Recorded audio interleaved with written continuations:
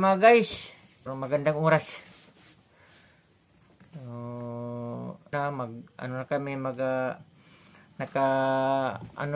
Nakalaan ng oras tungkol sa aming sinasabi sa aming sa aming hinihingi ng tulong sa ating baga pamahalaan o gobyerno or mapansin mo ito kasi may contact kami na mga nasyonal na mga vlogger, ipinapatag doon sa kanya yung tungkol sa lumang pera mga guys na nakalimutan doon sa mga natagong baga mga so sa lalagyan, hindi sinasadya kasi maraming beses kasi hindi lang isa. Nag-deadline nung anong taon yun na nag-deadline, pero hindi lang yun nakaisa na, or dalawa ba siguro, dalawa or tatlo mga guys yung pagbigay ng extension. Pero mag-aano man kita mga guys, or wala tayong magagawa kasi ang tao talagang merong minsan dala ng maraming iniisip or trabaho or inaasikaso, nagkakalimutan kung baga meron siyang natatago na mga medyo yung mga pera kasi wala sa isip mo na baga naka savings ka, nakatago ka diyan sa yung bahay ng baga mga halaga or mga papel di bangko or pera mga guys. So ayan mga guys, kasi mahilig ang ating misis, ating siyang magtago ng mga pinaghirapan na hanap buhay namin na 20 years siya nag-grocery o nag-mini grocery o nag-sari-sari store. 20 years or sobra pa nga mga guys kasi 5 years siya nagkaroon na ng hanap buhay bago kami magkakilala. So ako 20 years na sa aking pinagtatrabaho connected partnership. Mahilig siya mga guys magtago ng baga mga bagong denomination na pera. Tinatago niya baga para sa kanyang baga siguro baga savings. Hindi naman siya mahilig magbangko. So ito mga guys, mga bago pa ito mga guys, hindi ito piki. Yan mga guys. So yan 20 o mga bago, pero wala na kasi hindi na napalitan, nakalimutan niyo 20, 50, 100, 200 o 500 or 1,000.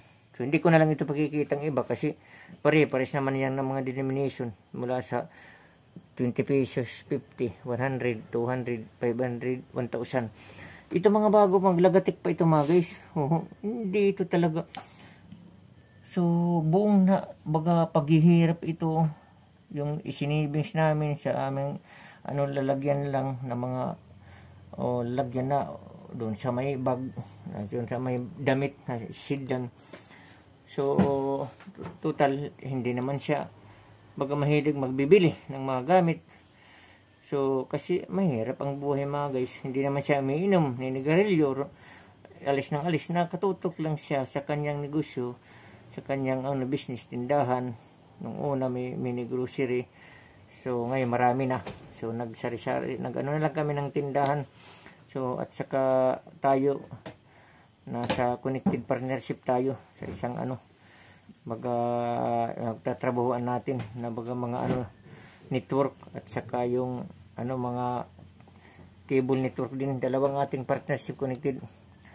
So medyo hindi naman ako naninigarilyo, hindi nga ako kumakain ng karne mga guys, mga mamantika, lang mga gulay at saka isda, mga inaano lang natin ng tubig, lagyan ng talbos ng kamuti at saka malunggay. Yan, tama na sa akin. At saka hindi kami mahilig magbibili ng mga gamit. So kung nagbablog ako, tingnan ninyo aking kasuotan, simple. So iba nga napupuna, laging ganun daw kasi basta may isuot natin, may tayong hindi lang punit, yun lang. Kasi naku mahirap. Kaya tayo mga guys, hindi tayo uutang ng kung baga matahihiram kasi baka wala tayong ibayad. So mahirap na pagpulungan kita, pag pagsabihan tayo, pagsalitaan. Hindi kami mahilig ganun kasi wala kaming babayad. So ito, sana mabigyan ito ng pansin ng ating Pangulo, Bongbong Marcos, na sana mapansin ito sa tulong ni Tropang Hilonggo. Or kung may pa kaming ibang kilala na maitatag. So, aming itatry. Sana mapalitan ito. Maano ito ng ating Pangulong Bongbong Marcos. Total hindi naman ito piki. Sana ito mabigyan ng pansin ng Central Bank na mapalitan ito ang lahat ng nakalimutan na pera. Yung mga lumang denomination. So, ang ating Pangulo, sigurado akong ang gobyerno, tataas ang rating nito kasi kahit ako mismo kami, hanggang sa 2020, hindi tayo luko-luko na pa sa ilang ibang tao na kundi susuporta tayo sa ating gobyerno kasi ito, mahalaga ito, hindi mo ito makakalimutan hanggang sa mo, kasi hanggang may buhay mo kasi ang ating Pangulo kung siyang makatulong, magrekomenda sa Central Bank na palitan na lang yung nakalimutan ng mga pera, yung lumang denomination. Talagang kahit sinong tao nang nakakahawak ngayon ng mga lumang denomination na pera, talagang magpapasalamat sa ating Pangulo, sa ating gobyerno. Kasi ang iba malaki, basta masyado pang malaking iba na nakalimutan na, iwan ko kung tinago nila, itinapon, or itinago lang na once na ang gobyerno, napalitan na lang yung malumang denomination na kalimutan lahat ng klase ng pera kasi ito marami naman ito na na klase 20, 50, 100, 200, 500, 1,000. So sana ating Pangulo mabigyan ito ng pansin, baga naman siya, kung baga maawa sa mga taong baga naghirap ng kahanap buhay. So ito hindi na ito iaasa pa kung anumang ayuda ng gobyerno kasi ang ayuda marami ngayon. Ito, hindi na ito ayuda, hindi na ito maghihirap ang mga tao na mayroong nakalimutan ng mga lumang denomination na pera. So malaking tulong na ito ng ating gobyerno kung mabibigyan ng pansin.